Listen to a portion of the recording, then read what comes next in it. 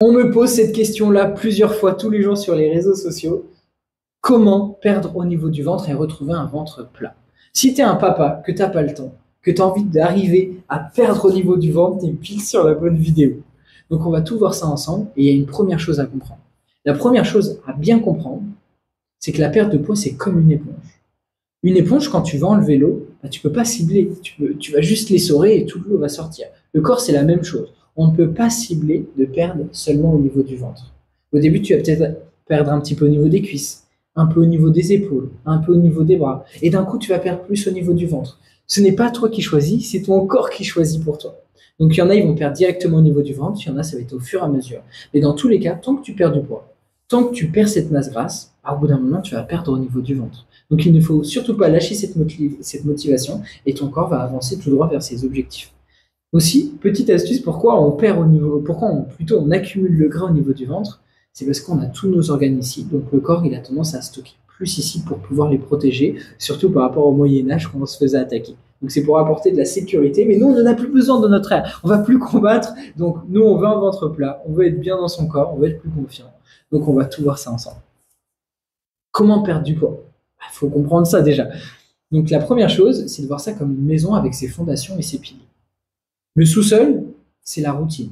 Une routine qui te correspond, où tu prends plaisir et qui te permet de continuer. Si cette routine ne te convient pas, à un moment tu arrêtes, tu reprends les kilos perdus et ça fait l'effet yo-yo comme tous les régimes convenants. Donc une routine qui te convient, c'est une des choses les plus importantes. Ensuite, il y a l'alimentation et l'entraînement. On va d'abord voir ces deux piliers-là plus précisément après. Avoir une alimentation et un entraînement qui coïncident ensemble va t'aider à avancer dans ta perte de poids, à amener une perte de poids plus rapide, mais aussi à être plus rapide, à être plus dynamique dans ta vie de tous les jours et être en bonne santé. C'est important. Déjà, de se sentir fatigué, ça, c'est pas normal. Il faut vraiment sortir de ce cercle vicieux de la fatigue avec l'entraînement et l'alimentation.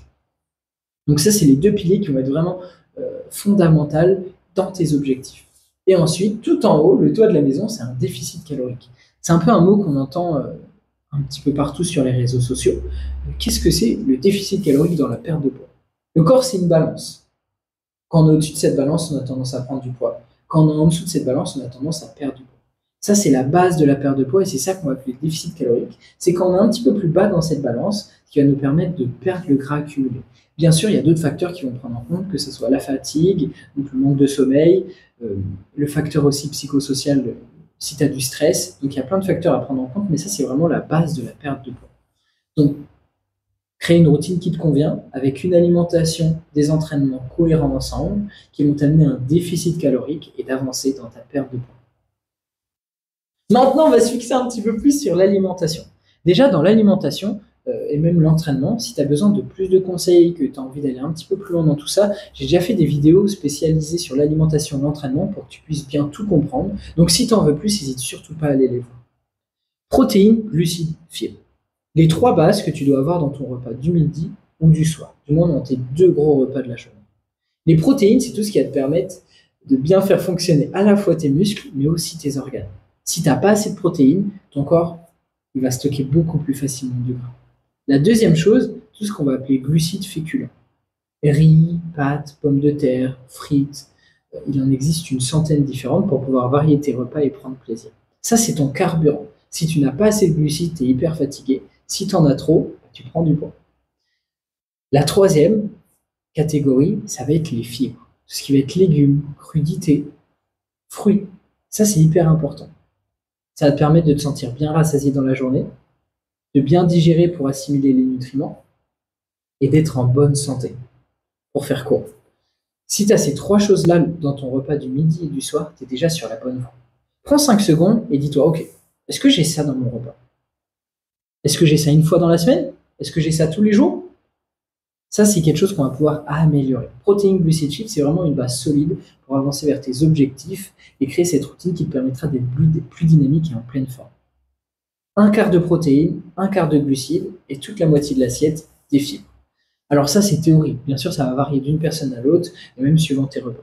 Mais déjà, c'est une très bonne base pour voir si tu es sur la bonne voie. Si tu as un quart de protéines, un quart de glucides, et que tu as majoritairement des légumes, les légumes, tu peux en manger à l'infini, il n'y a aucun souci. Donc ça veut dire que tu es sur la bonne voie. Il va être essentiel que tu prennes plaisir dans tes repas. Si tu n'aimes pas le poisson, ne te force pas à manger du poisson. Si tu n'aimes pas les brocolis, ne te force pas à manger des brocolis. Il existe des centaines d'aliments complètement différents pour avoir tes envies à toi, tes envies à toute la famille, pour éviter de faire plein de repas différents.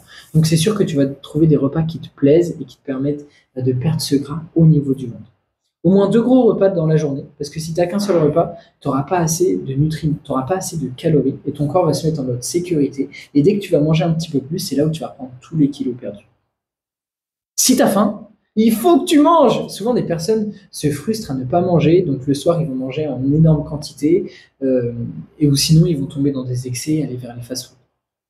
La sensation de faim te mènera forcément à un moment de la frustration et donc à manger en quantité. Si tu as faim à 4 heures ou au petit déjeuner, aucun repas n'est obligatoire. Eh ben mange. Attends pas d'avoir faim et de manger en plus grosse quantité. Que ça soit un pancake, des crêpes maison, que ça soit des tartines, que ça soit des yaourts, des skyrs, ce que tu veux, tu peux manger. Il existe, pareil, une infinité de collations qui vont te permettre de perdre ce gras et de te sentir bien dans cette routine quotidienne. Donc l'alimentation, protéines, glucides, fibres, prendre plaisir à ces repas, 2 repas dans la journée, et si tu as faim, mange. L'entraînement. Il est important de se défouler et de faire l'activité qui te correspond. Si tu aimes le foot, fais du foot. Si tu n'aimes pas le rugby, fais pas de rugby. Pratique une activité que toi tu aimes. Ça va être la première des choses. Tu vas pouvoir t'entraîner de 2 à 4 fois dans la semaine. Et là, tu me dis, bah oui, mais j'ai qu'une ou 2 séances de foot. Qu'est-ce que je peux faire d'autre? Et ben, c'est là où ça va être important d'avoir du cardio et du renfort. Le foot, ça va être du cardio. Un effort courir dehors, ça va être du cardio. Le renfort, c'est tout ce qui va être par exemple des pompes, du gainage en salle de sport, faire du développé couché ou les machines. Le cardio va te permettre de brûler des calories sur un instant T, maintenant tout de suite. Le renfort va te permettre d'avoir un corps plus tonique et de brûler plus de calories chaque jour. Donc c'est important d'avoir les deux pour être en bonne santé, accélérer toujours la perte de poids et justement avoir cette routine qui te permet d'avancer pour tout le reste de ta vie. Si tu dis, ok, je vais m'entraîner 6 fois dans la semaine, je vais faire que des choses que tu n'aimes pas, il y a un moment où tu vas forcément arrêter. Trouve cette routine qui te correspond. Pratique du cardio, du renfort, de 5 minutes à 1 heure max. Si tu n'as pas le temps, tu dis, oh là, aujourd'hui je devais m'entraîner, j'ai pas le temps. Fais 5 minutes, tu fais 10 pompes, 10 squats, dans tous les cas, tu auras brûlé un petit peu plus de calories que si tu n'avais rien fait. Et tu seras en meilleure santé parce que tu auras activé ton cœur. Ok, là, tu sais que tu es avec ton enfant, tu es à la maison, tu vas faire une séance avec lui, que ce soit au poids du corps, 20 minutes, c'est très bien. Tant que tu t'entraînes, c'est déjà un énorme pas pour avancer dans cette perte de poids et donc cette perte au niveau du ventre. On retient tout ça, on revoit un petit peu tout ce qu'on a vu. On ne peut pas cibler la perte de poids. C'est comme une éponge, plus tu avances, plus tu vas perdre ça au niveau du ventre.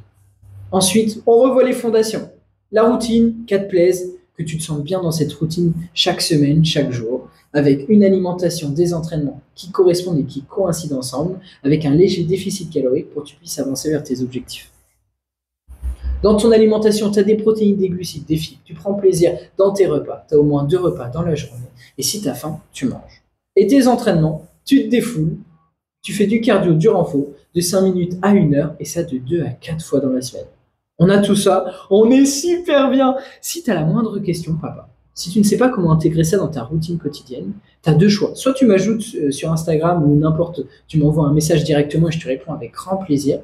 Donc il y a le lien en description. Soit tu peux prendre un appel directement avec moi en one-one pour qu'on fasse le tour de ta situation et qu'on prépare un plan détaillé pour être sûr que tu avances dans tes objectifs. Tout ça, c'est complètement offert. Donc n'hésite surtout pas, dans tous les cas, c'est avec grand plaisir que je t'accompagnerai dans cette étape pour que tu te sentes bien dans ton corps.